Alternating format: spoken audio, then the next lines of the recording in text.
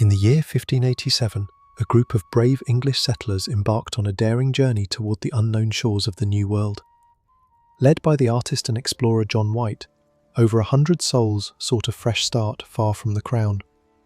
Their ships, the Lion and its companions, battled the treacherous waves of the Atlantic for months on end. When the rugged coastline of North Carolina finally emerged from the mist, it looked like a paradise of hope. But the land was vast, wild and silent, holding secrets that the colonists were not yet prepared to face. As the boats touched the sand of Roanoke Island, a sense of unease settled over the weary travellers. They found the ruins of a previous fort, a grim reminder that they were not the first to try and fail. Despite the shadows of the past, they began to build, raising wooden walls against the encroaching dark forest. Among them was Eleanor Dare, John White's daughter, carrying the future of the colony in her womb. Soon the first English child, Virginia Dare, was born, a fragile light in a land of growing shadows.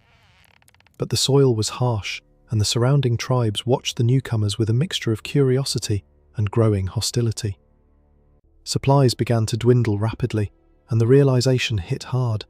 They were completely alone in a hostile world. John White knew that without help from England, his family and his people would not survive the winter. With a heavy heart, he stood on the beach, preparing to leave his daughter and newborn granddaughter behind. As his ship sailed into the fog, he promised to return soon, unaware that he was seeing them for the very last time. For 3 long years, John White was trapped in England by the war, his heart anchored to the distant shores of Roanoke. When he finally returned in 1590, he found the settlement standing like a hollow skeleton in the moonlight. The houses were gone, the fires were cold, and a heavy, unnatural silence had swallowed his family whole. No bodies were found, no signs of a massacre, only a chilling message carved into a tree, the letters C-R-O. On the main post of the fort, the word Croatoan stood out, a cryptic clue to a mystery that would last for centuries.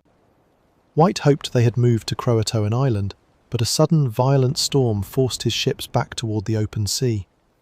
He was never able to return to search again, dying in England with the names of his lost kin on his lips. For decades, explorers searched for the lost colony, finding only whispers and fragments of the past. Some believe the settlers were slaughtered by hostile tribes, their lives ending in the dark depths of the forest. Others suggest a more peaceful fate, that the hungry colonists merged with the local Croatoan people to survive. In recent years, archaeologists have found small clues: a silver ring, English pottery, and a lead pencil in native soil.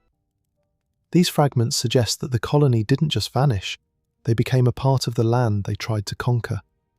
Yet, no definitive proof exists, leaving Virginia Dare and her people as ghosts in the American wilderness. The mystery of Roanoke remains a haunting reminder that history does not always leave a map for us to follow.